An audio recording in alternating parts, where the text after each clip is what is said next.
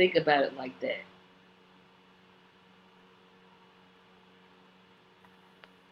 Are they the a-holes?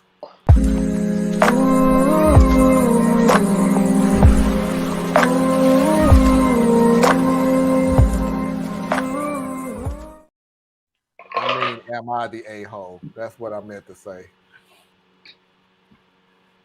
So, serious crime done. It is a victim involved in it. But is it still too young to punish? Story today is Young Stalker. My little brother lives with me and my husband full time since both of our parents passed away in an accident last February. My brother is 17, I'm a 25-year-old woman, and my husband is 26. He's a great kid, but losing our parents made him a quiet, sad young boy. I've tried to encourage him to attend therapy so he can work on his grief, but he's refused every single time, telling me that he's not ready yet. I get it. Everyone works at their own pace, and as long as he's not deliberately hurting himself, I won't pressure him. I try to be as involved in his life as I can be without it being overwhelming. We both enjoy movie nights or binge watch shows on the weekends, and he also helps my husband with his old car. Before our parents passed away, my brother had a 16-year-old girlfriend, and she seemed like a good kid too, but after the funeral, my brother decided that being in a relationship wasn't what he needed at that time, and he broke up with her. It was totally valid. But she did not take this well, and she was sure that my brother only needed some love to heal. Last month, she began to drop letters and gifts to our door, and my brother refused to open them every single time. She used to message and call him too, and I could see the distress on my brother's face. The worst thing happened last Friday. It was my brother's birthday, and my husband and I decided to take him out. When we got back, my brother went to his room, and as soon as he did, he came running downstairs. His ex-girlfriend had broken into my house, decorated his room with photos of him with her, their friends, and our family, put up balloons, and was waiting for him with a cake. Mind you, this is super creepy, so while my husband entertained her, I called the cops and they took her for trespassing on private property. My brother is thankful, but my husband and the kids' parents think that I'm overreacting and I should drop the charges because she's trying to do something nice. Oh, child, let me shut my mouth before I say something I'm not supposed to say. I'm sorry. I'm sorry. Wait a minute. Y'all had so much to say about some dang old effing peanut butter that don't exist no more. This is a serious thing right now. How do you know it don't exist no more? It could exist. If you think I'm finna jump back onto that doggone idiotic storyline, you can forget it. No. But I don't think this can't be real. This can't be real. Surprisingly enough, yes, it can be real. 16, that's young.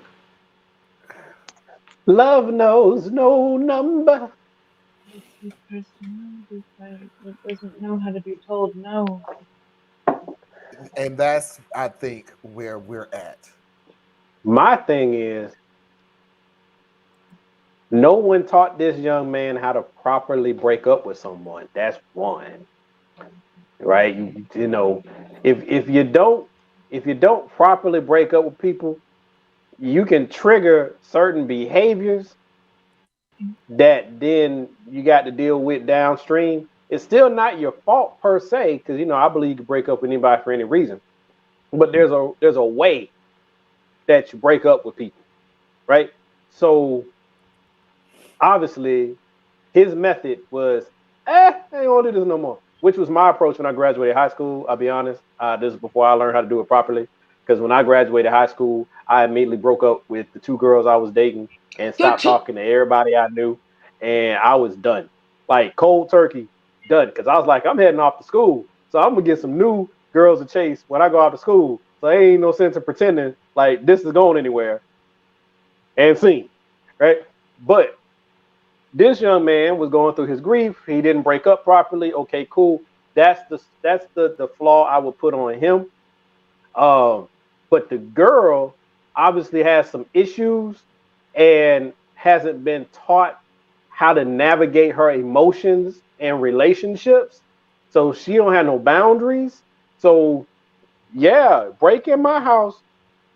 The police coming to get you because the alternative is I have to deal with you. You don't want me having to deal with you. So my kindness is, all right, keep her calm. She's obviously not here to hurt nobody. I'm gonna call the police. And then hopefully she's got a good support system at home to help her get through what's all the other stuff. But yeah, you broke in my house, girl. Now I have to say I don't know if I would press, and this is a sexism part, okay? I don't know that I would press charges. I can't honestly say that I wouldn't just be like her getting out the house, her having that realism moment with the police is enough. And if something else happens, then I'll amp it up again. But I would probably stop there with her. But if it was a boy that broke in my house, one, the police couldn't get there fast enough, and two, yeah, I'm pressing charge because that's just, I'm sorry, I don't give the same grace. My deal is this, and I'm gonna answer a couple of questions because Parker don't think it's real. No way she had that much time to set up balloons, pictures, and Pictures, everything a in someone's cake. room and just stand there waiting. We don't know how long they've been gone. We have not a clue. And you got to realize that we don't know what information she has, such as, oh, I'm out and sitting outside his room and find out they're going to dinner and a show or something like that. She may know the time frame. Two, yeah, you have enough time to actually do a lot of this stuff, and you got to sit in a box and ready to go. And it ain't like she was going back and forth between his house and her house and his house and her Ain't house. like she cooked the cake at the house. Yeah, she had to set up. And three, and just standing there waiting, she broke into the house. What was the crazy part of her standing there waiting? If you crazy enough to break into the house, you're still crazy enough to stand there and wait for them to come back. Because in her mind, she's doing something very, very sweet. It's something very nice. In her mind, she don't see it as stalking. In her mind, she sees her doing all these things, and the guy is just gushing all over her. And how could I miss out on this wonderful look, all the things that you did to make my wonderful day and everything else? In other words, she do not think she did absolutely nothing wrong. And that's one of my problems with our criminal justice system, right? If you're dealing with a situation where obviously the person is not working in a straight line and no one's physically been hurt and there's no allegations of like physical violence being threatened, because those are two important stipulations here. But we look at a person like her that did something and we immediately apply the full strength of logic to what has just occurred. Obviously, this person was not using a traditional line of logic, right? So it should be skewed just a little bit because, and this is just my opinion, and I know, like I just said, that I have different rules for guys and girls. I do, sorry. Hey, I'm an old dinosaur. I got certain built-in biases. But even within that, we have to stop losing track of the fact that this person, whoever the violator is, short of them causing physical damage or mayhem, is still a person. So what do we want for this young lady? She's 16 or thereabouts. What do we want for her? Do we want to punish her behavior and that should be enough to correct her future behavior? Do we want to provide necessary counseling and structure so that she can internally process what may be off and course correct?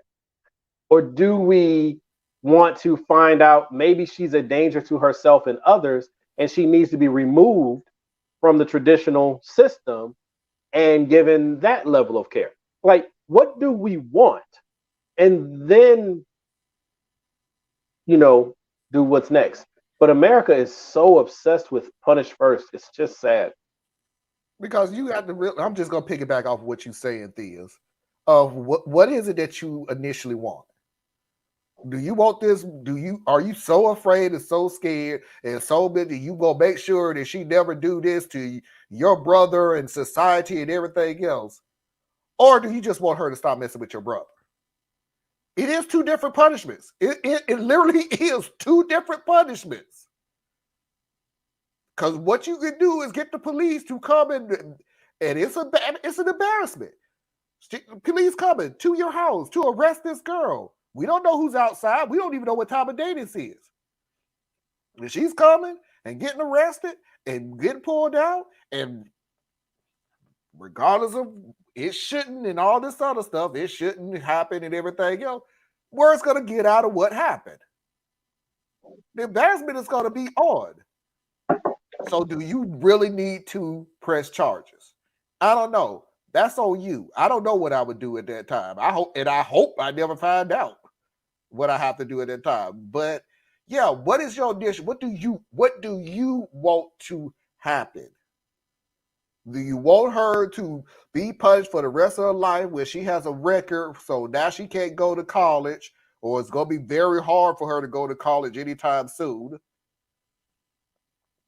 And perhaps that's part of her consequence. Yeah. Or do you just want her what to she did leave my was brother serious. alone? Just leave my brother alone. That's all I want you to do is leave my brother alone. It may be enough that, well, just like what Mickey said. So I'll get back to that later. She may have broken up with her just fine, but she refused to accept the no. And this may be enough. The police coming to pull you out of somebody's house that you don't broke into may be enough to go, oh, he really means he don't want to be with me no more. And that may be enough to carry her for the rest of her life. We don't know this person. That the next time somebody says no, okay, the last time I ignored somebody's boundaries, the police was called on me. So I just don't know that people learn that way. It's my concern. It's like it's such a weird thing. I was watching a video earlier today, and personally, I think that the lady who was doing the discussion started off well and then went kind of way out there in left field for me. But basically, what they were getting at is you have the external controls, right? So reward and punishment, right? So reward the behavior you want, punish the behavior you don't want, and there you go. And then you have the intrinsic portion, which is don't do the reward and punishment system. Find out what it is for that person that is more self-actualizing or meaningful, and then encourage them through that path. Do not reward or punish any of the behavior. You're just helping them figure out what feeds them, and they will then develop from there. I think there's a lot of value to both of those things. I think when you're talking about raising children, or if you're trying to guide an individual, intrinsic is always better, because you need to be able to charge your own battery, I guess is what you say. Like in the sales world, we would say like you either can be someone who charges your own battery, or you have to have somebody constantly pouring fuel into you to keep you running, right? And if you always need something external to give you the reason to do the thing, then it's a broken system, right? Because it's relying on someone else to keep you in the right path. This young lady here, though, it's different for me, or it's complicated for me, because she's a girl. I err on, well, let's figure out what she needs, right? And I wonder why. I still feel that way about boys. I'm just a little slower to get there with boys, and that's probably because our propensity to do damage when we act out. But at the same time, though, it's like she needs more than a hug. oh no, we don't She pass violated space. She broke into someone's place. I would get back to Parker, who's a freaking unicorn, because somebody who is smart as he is and just as crazy as we are. The problem with all of these stories, too much information isn't known. The girl may have just been unable to take a no, or she could be a psycho, and that's true. It's not enough information, and the funny thing about it is we have to balance the show. They have to balance the story because then we'll go, nah, this ain't real because why would you go through all them great details and everything else? When in reality, yeah, because if you give just enough information to get the point across, just enough information to get to the issue, just enough information to figure out if you are the a-hole or not, just enough information to see if somebody else is the a-hole or not. You come to the realization it's not really a lot of information. But do we want to sit here and listen to a 2-3 minute story, or do we want to sit there and really get to the nitty gritty of the story and sit here for 6 or 7 minutes? Every freaking single detail. How did she get in the house? How did she know they was leaving? What was the color of the balloon? Moral of the story. Moral of the story. You don't need to really be dating nobody when you're in high school anyway. But that's just my opinion. What? His reason. I have a reason for it. So, when you're in high school, you have no real concept of time, consequence, or relationship. And where will you simply do not. And where will you learn this? I guess I hear your point, and that's one of the counters to what I'm saying. But there's a lot of the self-destructive behavior that happens because you do not have the toolkit, right?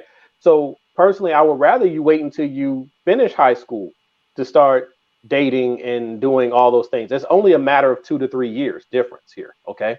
And also because part of dating, especially nowadays, part of dating is sex. Well, if you are engaging in sex early and you're not getting like personal guidance and understanding and support systems, all the stuff we say should happen, but we know does not happen. Okay. So now you got teenage pregnancies, you got, even if no one gets pregnant, you got the social disaster that goes on, right? Because to me, sex is like a drug. Once you start having sex, you get addicted to it. It's a certain, because it releases endorphins or whatever the right serotonin, whatever the right chemical thingy is, but you get attached to it, right? And you just keep chasing behind it. It distracts you from other things that you need to be focusing on, right? And you don't have the ability to deal with the consequences regardless. You can't deal with the consequences of now you had sex with one girl or one boy, and now you're a social media viral moment for your school, and all of the pressure and humiliation and fake stories and exaggerations and lies, all that stuff, you're not equipped for that at 15 and 16. You're not, right? But it's coming for you. We see it every day. Right now, teenage girls are the highest moving indicator of suicide and self-harm in our nation. That comes behind social media. That comes behind our boys not being taught how to respect girls. So this all playing with each other and messing up people's mentalities. That's why I said that I don't think it's a good thing to do to start dating when you're that young, just because you're not equipped for the stuff that comes with it. You're just not. But that ain't gonna change nothing. People gonna do what they're gonna do. Oh yeah. Because I think high school is the best part about it. I would go back to say junior high maybe not be the good enough time, but again, you're going to do what you're going to do in a way, because that's 12, 13, 14. Come on. You got hormones floating. The last thing you worried about is learning the social etiquette, learning how to treat each other with kindness, fairness, understanding, and everything else.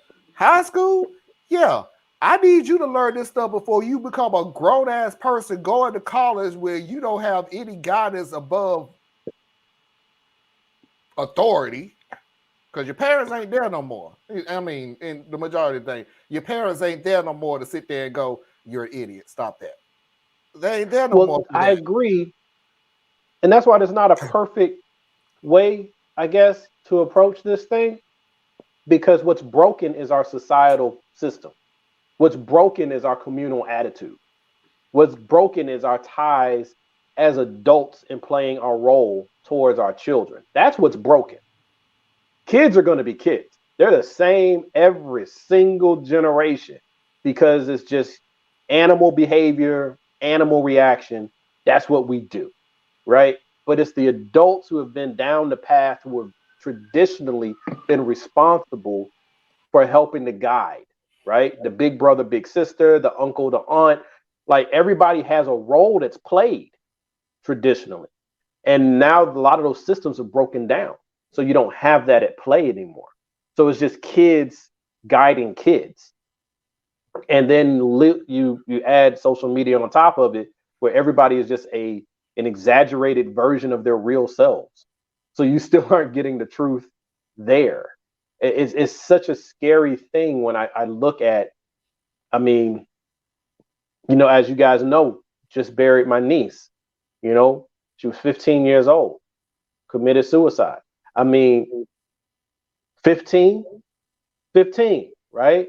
So this stuff is real. These kids are dealing with things that it's the same pressures we dealt with, but it's a whole new form of how it's coming to them. And we can say, well, turn off the social media, but that's not a realistic answer.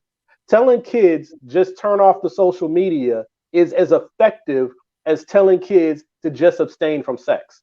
It's as effective as just say no drug campaign. It's bury your head in the sand and pretend that a logical, simple solution is all we need. And it's not. And we're losing children. We're losing girls to suicide, and we're losing boys to prison. So and drug use. A lot of the boys, even if they don't go to jail, they end up hooked on something. So it's such a word about them, man. Well, what did I say at the beginning of this show? As much as we can take the most, and I'm not degrading what you're saying, Thea. I agree with everything that you're saying. I got serious. But at the beginning of the show, I was saying we can take the most mundane topic and bring it to truth.